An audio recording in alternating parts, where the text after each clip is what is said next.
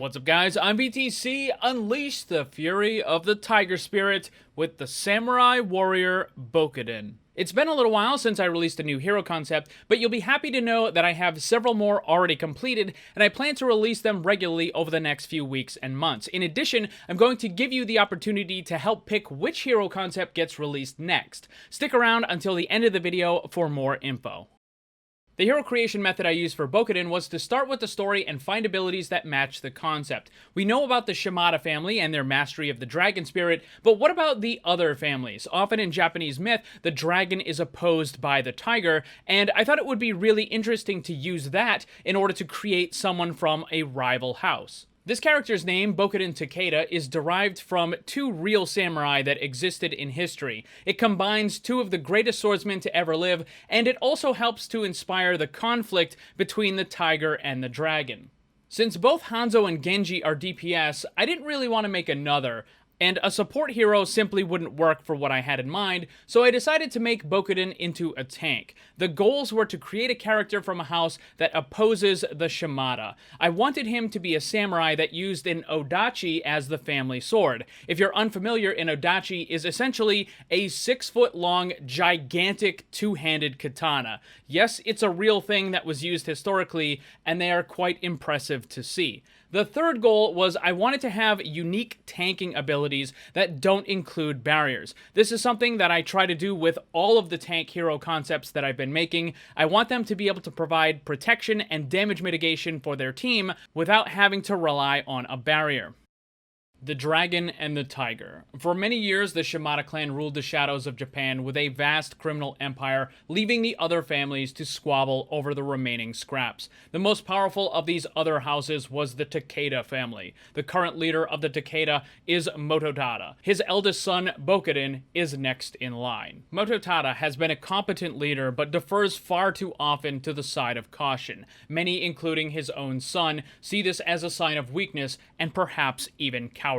A stroke of luck benefited the Takeda family when there was a sudden mass disruption with the Shimada clan. The patriarch died, leaving the eldest son Hanzo in command. It seems in an effort to rein in the younger son Genji, the family was torn apart, the younger dead, and the elder abandoning his position. In later years, additional sabotage from an unknown outside source further weakened the Shimada. This left an opening for the Takeda to seize power. Mototada claimed that it was a reward for their patience. However, Bokuden saw it as undeserved spoils from a battle they never won. It was an unsettled score that needed to be resolved. The Takeda family does not follow the path of the ninja like the Shimada clan, but instead walked as samurai warriors. Their family crest was emblazoned with the tiger spirit, a beast of unrivaled ferocity. The family sword was not a simple katana, but instead a powerful odachi. Rumor reached the Takeda clan that the younger Shimada brother may still be alive. Bokuden swore that he would no longer participate in any of the dealings of his family until he was able to prove once and for all that the Takeda were superior to the Shimada. Taking the family sword, he left in search of the Shimada brothers and vowed he would not return until they had been defeated by his hand. Bokuden's armor and weapons are a futuristic take on ancient equipment. His main weapon, the matchlock, has both a primary and a secondary attack. For the primary, the type is projectile, damage is 50, it can critical, the rate of fire is 1 per 0.6 seconds, spread angle is pinpoint, projectile speed is 70 meters per second, ammo is 14, and the reload time is the standard 1.5 seconds. Looking at these stats, his damage is a bit lower than what you would find on the other characters in the tank category. However, that difference is made up when we look at his secondary attack. Powder Burst, type AoE projectile that deals 80 damage over time for a duration of 4 seconds. Area of effect is 3 meters. It cannot critical. The rate of fire is 1 per 0.6 seconds. Spread angle is pinpoint. Projectile speed is 90 meters per second. Ammo is still 14, but it consumes 2 with every attack, and the reload time is still the standard 1.5 seconds because it's the same weapon that you're using for the primary attack.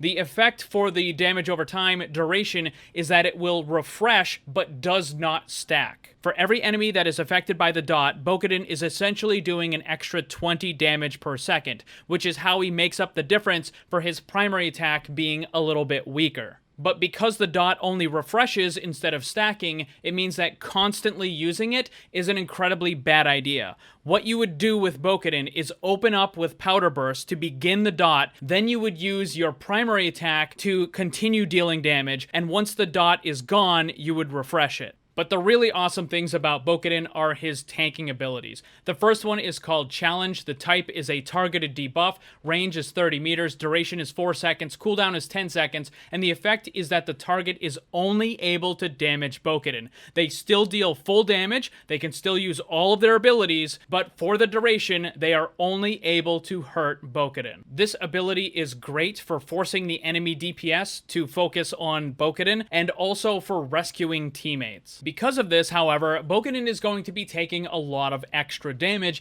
and he'll need something to deal with it, so that brings us to his next ability, Dull Pain. Type is a self-buff, duration is 4 seconds, cooldown is 8 seconds, and the effect is that all incoming damage is converted to a damage over time with a 3-second duration. This does not reduce the damage that he takes, it simply spreads it out over a duration. If he gets hit for 1,000 damage, he's still going to take that 1,000 damage. And this damage over time conversion is done for every single attack that he takes. So if he gets hit with a Soldier Helix Rocket, that gets broken up into 40 damage per second over the course of 3 seconds. But all of Soldier's individual attacks also get broken up into 3-second durations, or anything else. This allows Bokuden to put himself into a situation where he can tank a massive amount of damage and not get instantly obliterated. Because the damage is being spread out, the team's healers will be able to keep Bokuden alive.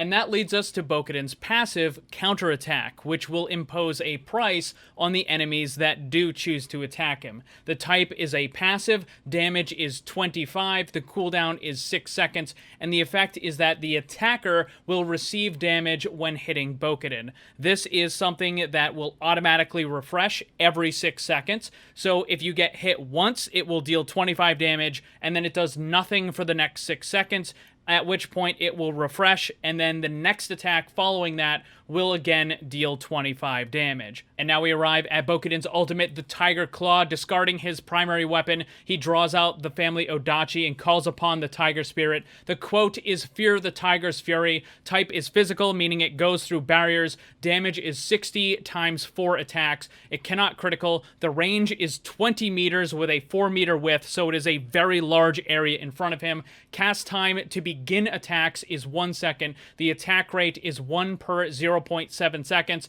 Duration is 2.1 seconds. Move speed is a penalty of 25%. Charge requirement is 1,375. And the effect is that each hit slows enemies by 50% for 3 seconds, and additional hits will refresh the duration. This is a channeled ultimate like Roadhog, meaning you press the button and it automatically deals all of its attacks. You can still move and look around in order to try to hit enemies in different locations. This ultimate does not do a lot of damage on its own. Instead, it would be considered a setup ultimate, similar to what Zarya does, with her ultimate grabbing a bunch of enemies and holding them in place so that the rest of your team can follow up with damage abilities and possibly an ultimate. And that's what Bokuden would do. You activate the ultimate and you hit as many enemies as you can to stop them from running away, and then the rest of your team can follow up with extra damage or ultimates.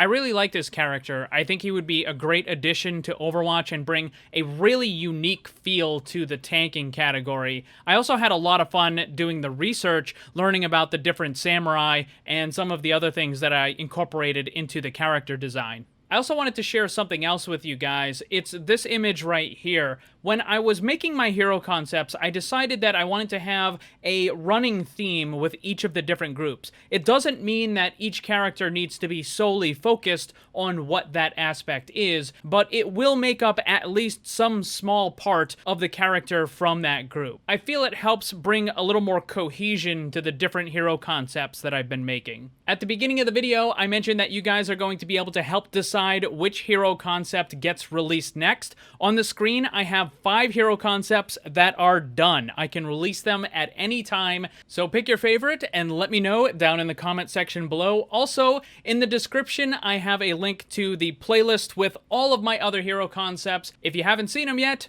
go and check them out. Thanks for watching, and if you'd like to be comment of the video, then leave yours, and while you're at it, ring the bell so you never miss a new video. Also, if you want to get some cool gear, join my Discord server, or follow me on social media, then check out the links down below. And remember, always blame the controller, because it's never your fault.